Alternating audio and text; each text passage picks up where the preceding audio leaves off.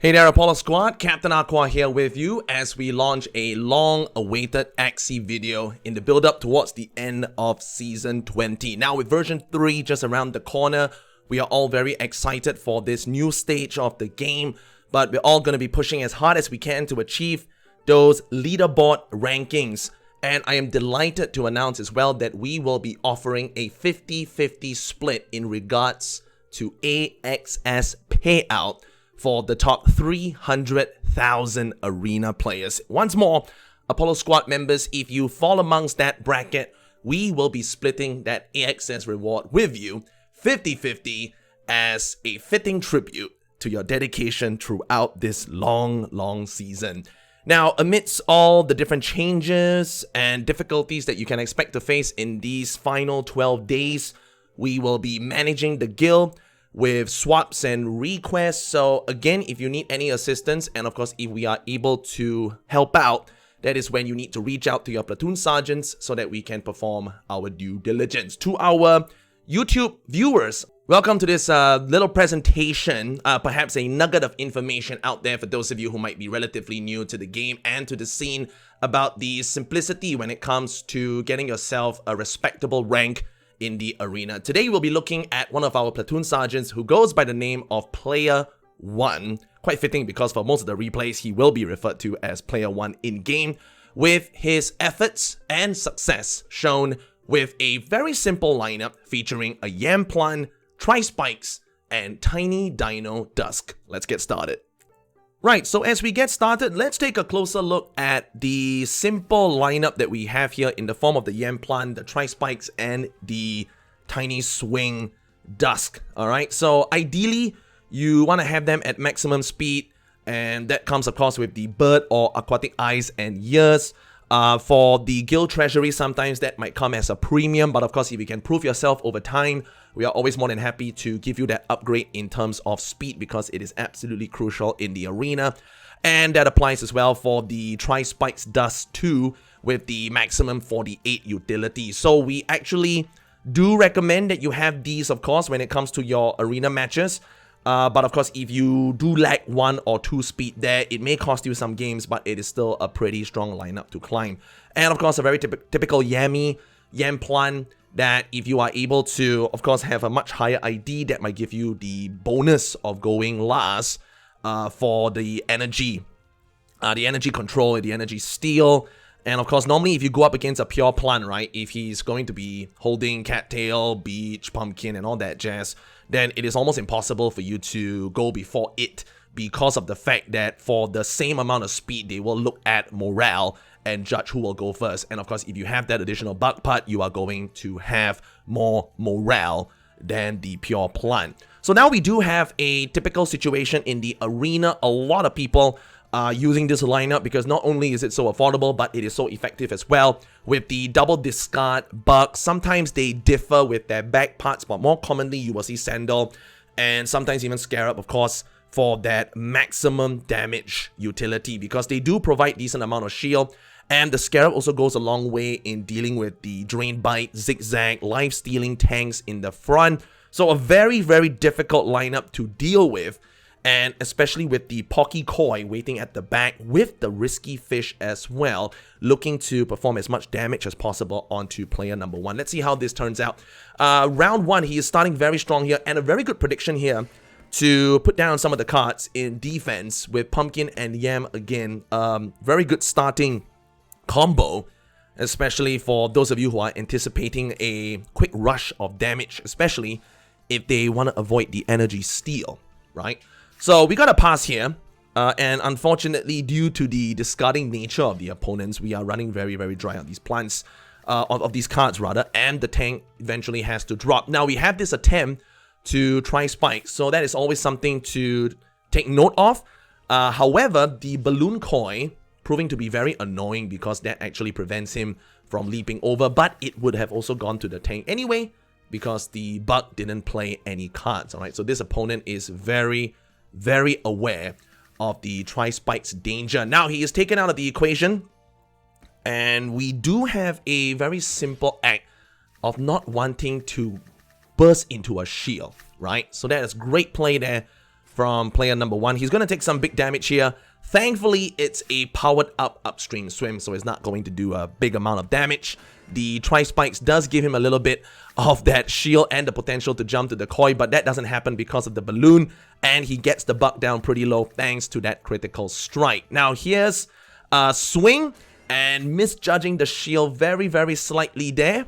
Alright, so perhaps something to watch out for in the future, but the Dusk Terminator is still strong enough to take that extra turn going into the final round, despite the fact that our friend here does the combo very well to use the balloon to get rid of the stun from the sticky goo. However, what I feel is his mistake is that double upstream swim really could have helped him out in this particular round, because he has the speed down. He only sped up once and he got sped down twice, and that makes all the difference in round number 10. GG. Player 1 in action with that team that we described earlier, passing here in round number 1, which is very interesting for the opponent with the double buck Pocky, and not giving himself the opportunity for early discards, but going for that maximum damage output. You can see that this is definitely one of the dangers when you go up against this very typical lineup in the upper rankings of the arena leaderboard. But what I want to stress in this entanglement is that we do need that yam and also the pumpkin early on if possible. And one of the best ways to go about as you throw yourself up the ladder is to definitely utilize that Tri-Spikes in such a way that your opponent does not expect. And you know, sometimes the opponents might be aware, they take that risk, or sometimes they do forget. That is when you can actually take full advantage. So the midline bug completely taken out of the equation there. And now we're just going to work on the frontline bug. Now you can see here, of course, that we do perform a single chomp. It's not going to be enough to bypass the shield, perhaps taking into some consideration that the poison stacks may eventually do the job. And that is precisely what's going to happen. He is in fact going to pass this particular round, stock up on that energy, and simply go for the kill here. What I'm a little bit surprised is that we do not even utilize the full energy there. Perhaps just making sure that we can save that 3 energy combo towards the end of the game, so that we can get that chomp to bypass the shield. But of course, if he did put down that extra card, right, he might have finished him off there. But this is the combo that I was talking about. You actually have this opportunity to break past the shield with the second chomp and then the tiny swing to land yourself the victory. Well done, player 1. That's GG. Okay, we are back. And this time, we're going up against your Plan Aqua, or also better known as AAP. And we got quite an interesting opponent tank there with the Goda, Caterpillars, Cattail, and Sandal. A lot of damage output here. And he does go for a lot of his cards early on, so he was in a position to not put his midline and backline in danger to begin with. And you can see right now that he's going to be pouring down as much damage as possible. He's got the Arco, he's got the Scarab. That's going to do a ton to the tank. And we just finish him off with a simple allergic reaction. Now, holding on to the cards for the backline is also something advisable as we get to that round 5 stage. And you're looking to bust down that midline as quickly as possible. Good stacks of the Yam there. And we have a very good energy count at the moment with him running on 6. So player 1 is going to in fact get a little bit more damage from that midline. And this is going to be tricky because that is a huge burst coming in from the aquatic opponents, and he is taken out of the equation having invested so much. And this is not looking good at all. Yes. Okay, so with a single speed now, that is fantastic because he is able to go first. That is absolutely huge, all right? So that lagging, allowing him to take down the midline because he was able to go first. And this is put him back in the game 1 versus 1, despite the fact that this is a very strong meta Kaku Koi. But even with all of that, it's not going to be enough to bust down a Dust Terminator of this quality. He's got the Piranha, and oh, he sort of mistimes it there because we didn't put up as much shield as he anticipated, and he ends up missing that upstream swim. And here's the tip, right? You want to make sure that you do double lagging. as much as possible, okay? Because going into that final few rounds, whether it's round 8, round 9, or round 10, when you're up against an opponent that can actually speed up, whether it's Akko or whether it's Koi, you want to make sure that you get that double lagging down so that you can guarantee yourself that opportunity to go first. Something like what you saw in the previous round as well with the Balloon Koi. Getting that double lagging, that double Mystic Rush is absolutely key as a Terminator. Okay, so right now player 1 is actually to our right. Okay, so not to be confused as the other player 1. But we do have our opponents who are coming to you with a Reflectonator, something very scary. I like the fact that the opponent plan has the green daggers and the drain bite. That makes for a lot of good utility. But he is really unable to utilize his plant because of the threat of Tri-Spikes. And that is what I think for all Tri-Spikers out there, you have to take full advantage of that to try and get rid of the plant as soon as possible. And that is exactly what happens. Now, however, the problem is that we're going to be facing that onslaught from the Dusk Rim. But it is not too big of an issue because a simple lagging is going to be more than enough to take him out of the equation for round number 5. He is going to be going after the rest of the gang here. And he's not going to stand a chance. Yes, just pour into him as hard as you can. Double Tiny Dino here, putting down that 140 damage. But perhaps, he needed that little bit more. So some slight miscalculation there. He could have done a lot better in this particular round. So let's take some value from that. Perhaps not expecting that amount of shield. But again, you notice that for player 1 style, he doesn't seem to worry about having to go that extra turn because of the fact that the Dust Terminator can afford to go that extra round with a simple Snail Shell and maybe one Chomp. And this is the key part that he recommends. You have to try to go about with the Chomp Dino combo as much as possible to get past that shield, alright? Because he's going to be putting down a ton of shield, and as much as possible, you need to make sure that you bypass that and get into his health pool again with Chomp Dino, and also the lagging and the Mystic Rush at 0 cost to get him out of the picture if he is on last stand. And that is exactly what happens here. Very close game, but GG again to player 1. Okay, so coming to you now, you have a very typical jumping poison opponent, alright? And you know what they like to do in the first round, and that is to always pass in order to get the cards, get the energy for a potential jump.